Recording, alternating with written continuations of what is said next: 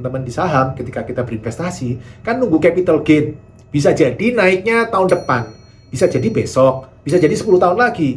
Nah itu kan susah, kan harus bayar angsuran terus. Makanya saya tidak rekomen untuk utang dengan investasi saham itu, menurut saya sih tidak rekomen. Beda dengan properti ya. Tapi tetap harus dihitung loh ya. Jangan karena saya ngomong gitu terus teman-teman besok pada beli properti utang semua.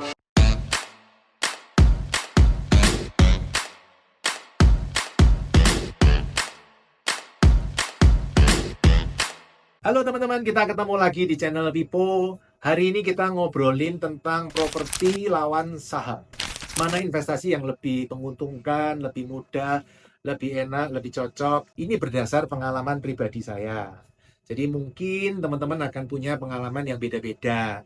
Ini saya sharing berdasar pengalaman saya. Kalau saya teman-teman, memang 90% dari portofolio saya ada di properti. Properti saya pun beda dengan mungkin banyak orang, yaitu properti-properti komersil. Jadi modelnya toko, ruko. Saya senangnya yang kayak gitu. Karena saya memandang properti-properti ini income-nya besar daripada properti residensial. Residensial juga ada, tapi kos ya saya ada.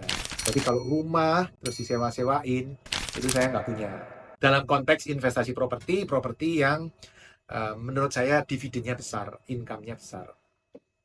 Sementara saham, saya juga ada sekitar 10% dari investasi saya adalah investasi saham. Investasi saham saya kebanyakan saham-saham yang book value-nya kecil, PER-nya kecil, yang sejenis-sejenis itulah Pak. Dan tidak tiap hari diplototin gitu, enggak.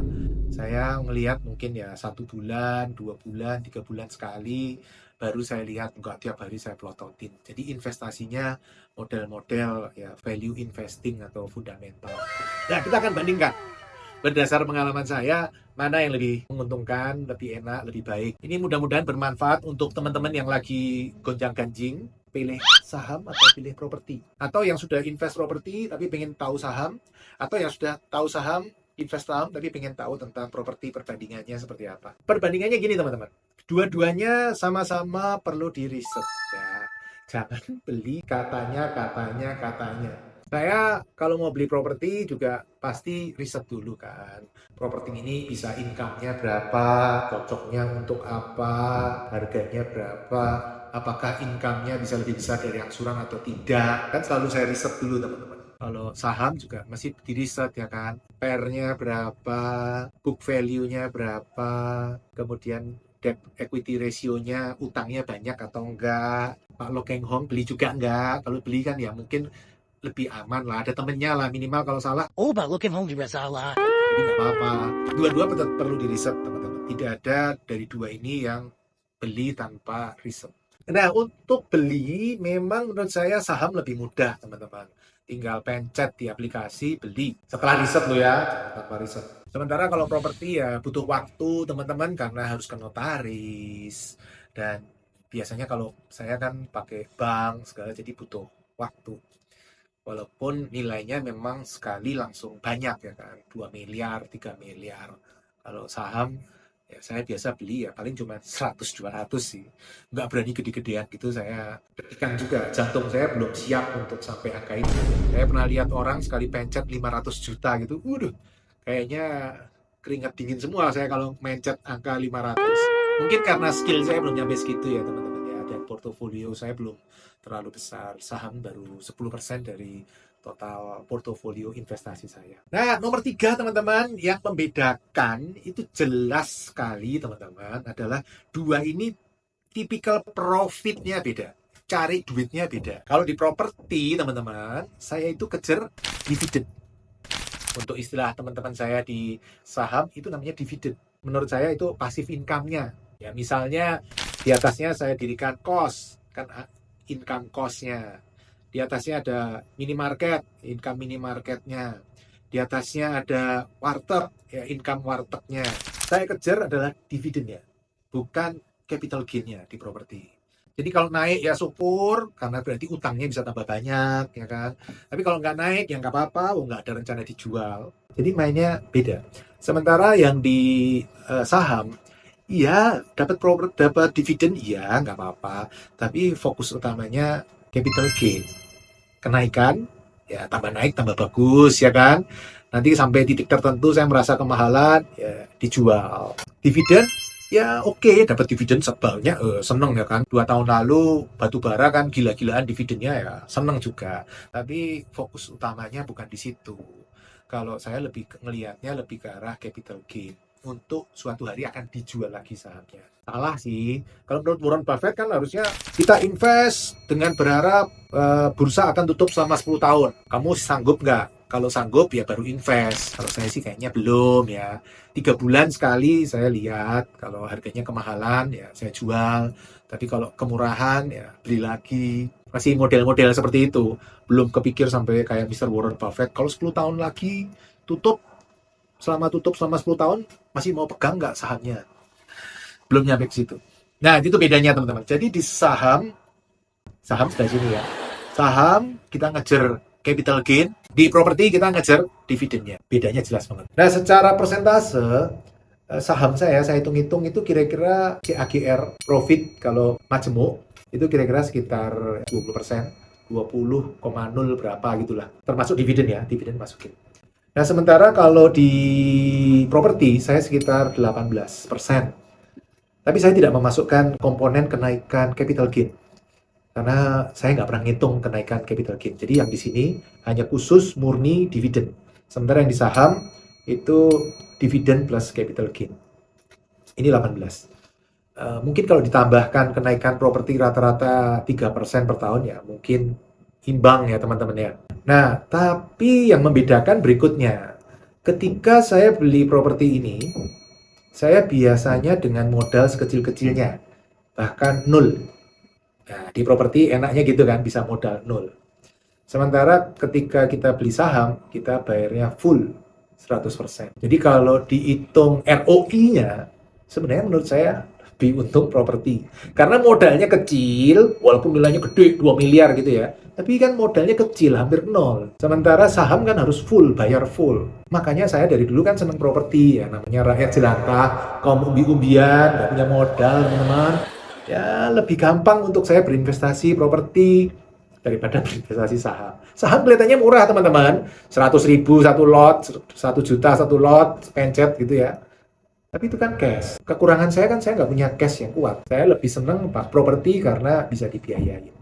Ya, tapi dari sisi profit kurang lebih seperti itu. Dari sisi permodalan juga beda ya. Jadi kalau properti saya pakai utang, kalau saham saya pakai cash. Nah, teman-teman yang invest properti pakai utang nggak? Atau pakai cash? Yang invest saham, ada yang pakai utang? Hati-hati loh. Kalau invest saham pakai utang, saya sih sangat tidak rekomen ya teman-teman. Ya, saya nggak ahli tentang saham, tapi saya sangat tidak rekomen menurut saya. Kenapa saya tidak rekomen untuk invest saham dengan utang? Karena saham ini kan tipikalnya profitnya dari capital gain. Beda sama yang properti dari dividen. Kalau dividen kan kita tahu, income-nya teratur, ya 3 bulan sekali income seginilah. Jadi kita breakdown angsurannya segini-segini masih bisa. Atau jatuh tempo pembayaran dividennya kita beda-bedain supaya tiap bulan tetap ada income masuk. Bayar angsuran gampang. Nah sementara teman-teman di saham ketika kita berinvestasi, kan nunggu capital gain.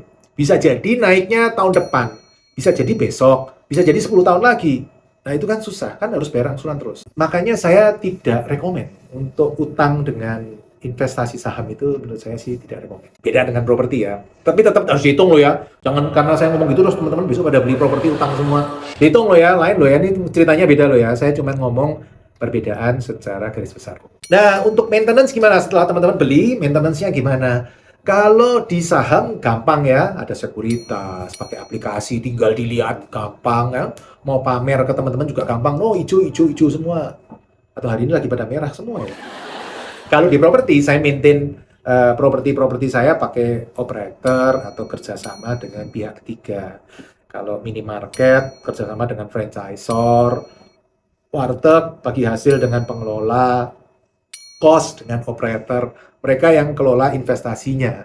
Sehingga saya tidak harus mantau setiap. Itu cara untuk maintain-nya. Kalau sertifikatnya gimana Pak? Harus nyimpen nggak? Nyimpennya di bank dong. Kan ini kredit semua teman-teman. Jadi saya tuh nggak pernah nyimpen sertifikat. Sertifikat saya tuh pinter-pinter semua. Nggak ada yang nggak sekolah. Ada satu yang belum sekolah. Yang lain sekolah semua. Ada yang S1, ada yang S2, ada yang S3, ada yang S4. Pokoknya S-nya banyak semua. Nah, sekarang ngomongin pajak, teman-teman. Pajaknya gimana? Untuk investasi saham itu lebih simpel ya, teman-teman. Karena cuman berdasar dividen ya. Yang penting teman-teman masuk SPT, kemudian laporkan ke pemerintah, ada websitenya, kemudian dividennya dilaporin supaya nol pajaknya, ya kan, saham. Sementara di properti ya, karena di atasnya ada bisnisnya. Propertinya sebenarnya gampang, teman-teman. Yang susah itu kan ada bisnis di atasnya. Nah, di atasnya itu ya saya pakai konsultan. Konsultan saya yang ngitung berapa pajak yang harus dibayarkan. Baik PPh, terutama PPh ya, karena PPN kan sudah diberesin oleh franchisor biasanya. Tinggal PPh badan dan PPh pribadi. PPh pribadi saya juga tidak terlalu rumit, karena saya rata-rata pakai CV, sehingga mereka CV sudah bayar pajak, ketika masuk ke saya dianggap sebagai penghasilan non objek pajak. Poin terakhir, nah kalau mau dijual lagi gimana Pak? Ya sama ya teman-teman, saham biasanya lebih gampang, asal nggak nyangkut aja. Kalau nyangkut ya susah ya teman-teman, nggak ada orang yang mau beli. Apalagi sekarang saham bisa sampai Rp1, jadi negosiasinya nggak tahu ya apa bisa Rp0,5 ya, itu mungkin pertanyaan. Kalau di properti ya lebih sulit teman-teman, secara umum lebih sulit untuk jualnya, walaupun tidak menjamin ya. Saya pernah jual properti 10 miliar, nggak sampai 24 jam laku, uangnya udah masuk. Masuk 2 hari 3 hari kemudian. Pernah, kalau ngerti caranya. Ya tentu propertinya kan, teman-teman mau nggak 10 miliar? Income-nya sudah jalan 12% per tahun, 10-12%. Guarantee, nggak suka 2 tahun saya beli balik. Wow, yang beli langsung cepet banget. Nggak sampai sehari, selesai. Ya tentu teman-teman, kalau properti yang bagus-bagus ya cepet. Tapi kalau properti yang jelek ya susah. Sama, saham juga sama. Saham yang bagus-bagus ya cepet, harganya murah cepet. Tapi kalau saham yang nyangkut, udah dijual murah pun nggak ada yang mau. Jadi kurang lebih sama, tapi tetap menurut saya lebih gampang saham daripada properti. Walaupun menurut saya properti tidak harus dijual loh teman-teman. Kalau teman-teman tahu caranya, terutama hari ini ya, hari ini kan bukan waktunya untuk jual properti. Hari ini waktunya untuk beli properti. Karena properti lagi murah-murahnya. Waktunya beli, bukan waktunya jual. Menurut saya daripada teman-teman jual hari ini harga hancur properti, lebih baik teman-teman misal ya, kalau lagi butuh uang ya bisa jadi pinjam ke bank dengan menjaminkan properti itu. Tapi dihitung bener-bener loh ya, saya nggak menjamin loh ya. Saya cuman sharing pengalaman saya, karena saya memang tidak pernah jual properti secara besar-besaran. Mungkin dari 50-an properti yang sudah saya beli, yang saya jual nggak ada 5 kali. Jarang saya jual, itu jarang. Lebih sering beli. Karena saya sudah ngalamin sendiri. Ternyata ketika jual itu saya nyesel. Karena saya biasa nggak tegaan. Jadi kalau saya jual itu biasa, kalau nggak kemurahan, ya propertinya bagus banget. Terus nanti setelah jual saya jadi nyesel. Jadi saya sebenarnya nggak terlalu suka jual properti. Oke teman-teman, itu perbandingan antara saham dengan properti. Teman-teman termasuk grup mana nih? Termasuk grup saham? Siapa yang grup saham? Oh, tulis saya saham.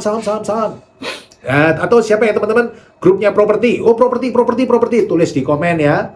Atau teman-teman dua-duanya ya kan, saham oke, properti juga oke. Atau mungkin teman-teman punya pertimbangan yang lain selain saham dan properti. Tulis di komen, nanti kita ngobrol-ngobrol di komen. Oke, selamat berinvestasi. Salam Passive Income Property. Terima kasih telah mengikuti video hingga selesai. Untuk yang belum subscribe, ayo subscribe channel Pipo Hargianto dan klik lonceng notifikasi untuk mengikuti video-video selanjutnya. Teman-teman juga bisa mengikuti seminar-seminar gratis yang saya bagikan. Silakan daftar melalui nomor berikut.